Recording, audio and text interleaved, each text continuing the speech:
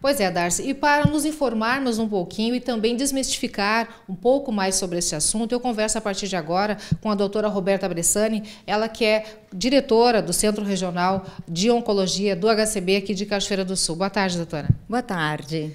Doutora, inicialmente, para a gente começar esse bate-papo, eu gostaria que a senhora nos dissesse qual é a relação, né, que existe entre câncer e gravidez. Quais são os mitos que existem sobre isso e o que não é mito?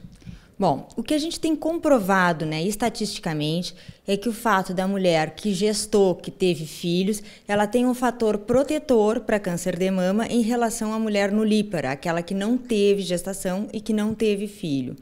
Mesma coisa já está comprovado cientificamente sobre o aleitamento materno, que o fato da mulher que amamentou, principalmente por um tempo mais prolongado, tem menos chance de vir a desenvolver um câncer de mama em relação à mulher que amamentou pouco ou que não amamentou, tá? Mas isso são estudos científicos e não é um dado assim que a gente pode trespassar com total segurança, do tipo, eu não tive filho, então, na verdade, é certo que vou ter um câncer de mama. Não. São dados científicos com estudos embasados, comparando as mulheres que tiveram com que não tiveram filhos, que amamentaram com que não amamentaram. E daí surgiram, então, esses dados estatísticos dos quais a gente fala e considera o fato de ter tido filhos e de amamentação do leite materno ser um fator protetor para evitar o câncer de mama. A idade para a gestação tem influência nesse aspecto? Segundo estudos científicos, sim. Por que isso? Porque, na verdade, a gente está falando em metabolismo, né? E o metabolismo ovariano, ele é um metabolismo que a gente costuma dizer que ele é bastante rápido e acelerado. A mulher tem um fluxo menstrual e um fluxo, então, de geração de células ovarianas que se reproduzem num período de 28 dias, 30 dias, praticamente por aí.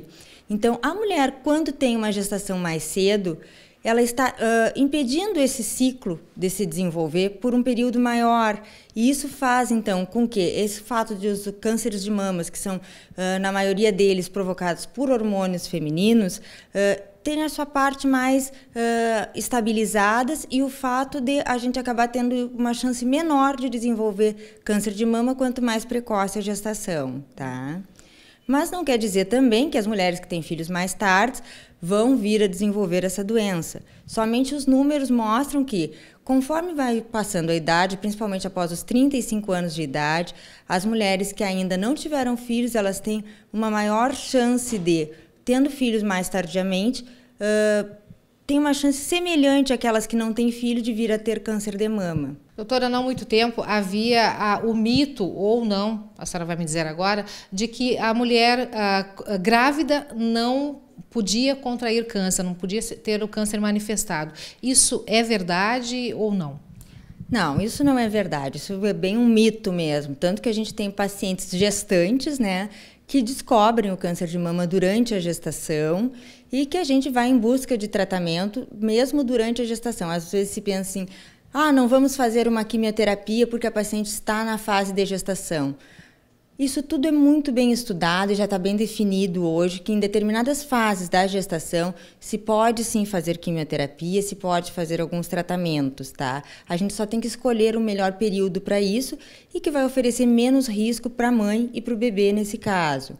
Mas existe câncer de mama tanto fora quanto dentro da gestação, diríamos assim. Os riscos existem, tá? E talvez a gente diga que durante a gestação isso não pode ser apresentado porque muitas mulheres não fizeram os exames antes e em alguns casos a gente vê que talvez seja a primeira oportunidade até de se fazer uma mamografia ou ter sido tocado por um ginecologista para daí apresentar, evidenciar aquela doença que já estava presente previamente, né? Doutora, com isso a senhora quer dizer que muitas mulheres só se dão conta do próprio corpo no momento em que estão grávidas, é isso? É bem isso. Eu acho que a gente, mulher, muitas vezes, no mundo atual, né, no nosso cotidiano, numa vida tão atribulada, a gente nem nota as nossas modificações no nosso corpo, no nosso interior, a gente vai passando meio que rápido por isso tudo.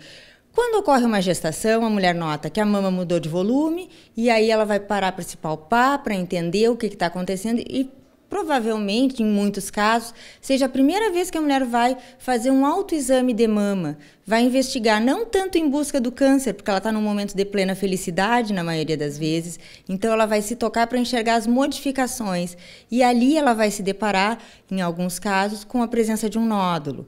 Então, quer dizer, a gente não se conhece, e na maioria das vezes eu até acredito que a gente busca evitar esse conhecimento por medo.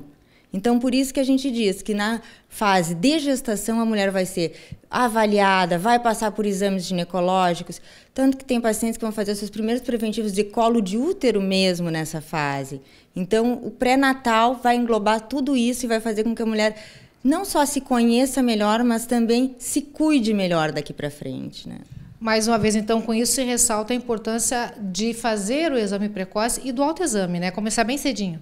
Começar cedo. A gente já tem dados seguros sobre isso, né, de que a gente deve ter uma primeira mamografia entre os 40 e 50 anos, principalmente, ou 40 e 45, para que a gente possa ter um exame de embasamento e depois dos 50 anos um exame anual de mamografia. Oferecido pelo SUS. Oferecido pelo SUS, a mamografia está disponível, talvez em alguns lugares a gente não tenha números suficientes desses exames, mas primeiro a gente tem que ir em busca disso. A gente tem que chegar até o médico, dizer a nossa idade, perguntar se estamos na fase de fazer ou não e buscar por esses exames, porque a gente sabe que, principalmente no nosso país, primeiro surge a necessidade para depois a disponibilidade, né?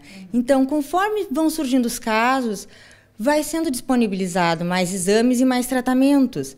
O ideal é que fosse o contrário, que nós tivéssemos acesso a tudo para depois ver, realmente evitamos tantos casos de câncer. Mas, infelizmente, não é assim. Então, o ideal é que nós busquemos isso em casa, fazendo o nosso autoexame, procurando médico, fazendo nossas consultas de revisão, manter em dia aqueles exames de rotina e que devem ser controlados antes de pensarmos numa gestação mesmo. E depois... Existem casos, agora a senhora falou agora há pouco a questão de que muitas mulheres não procuram, não fazem exame previamente por medo de encontrar alguma coisa. Mas eu acho que é justamente essa a intenção, né? Se encontrar no iniciozinho e tratar, né?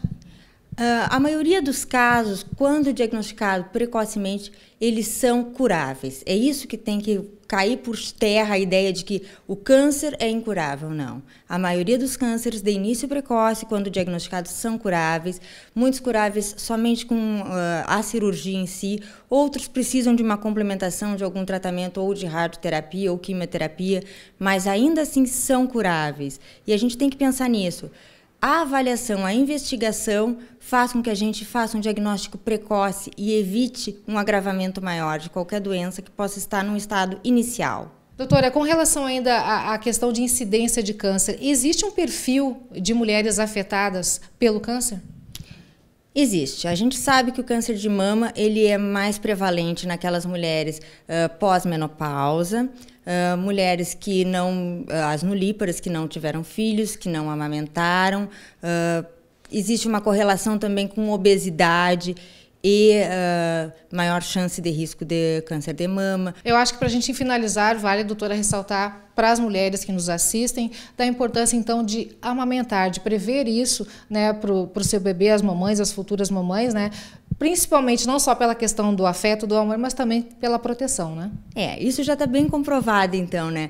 A gente já sabe que aquela mulher que amamentou tem uma proteção, um fator protetivo quando ela teve um período maior de amamentação, em torno de 12 meses, um pouco menos, de ter câncer de mama. Diminuem as chances daquela mulher que amamentou por um período maior. Então, pensar que ela está cuidando do corpo dela e, ao mesmo tempo, do bebê. Eu acho que isso é primordial. Doutora, obrigada pela sua participação no NT Sul conosco mais uma vez. Tá bom, muito obrigada, eu que agradeço. Darcy, é com você.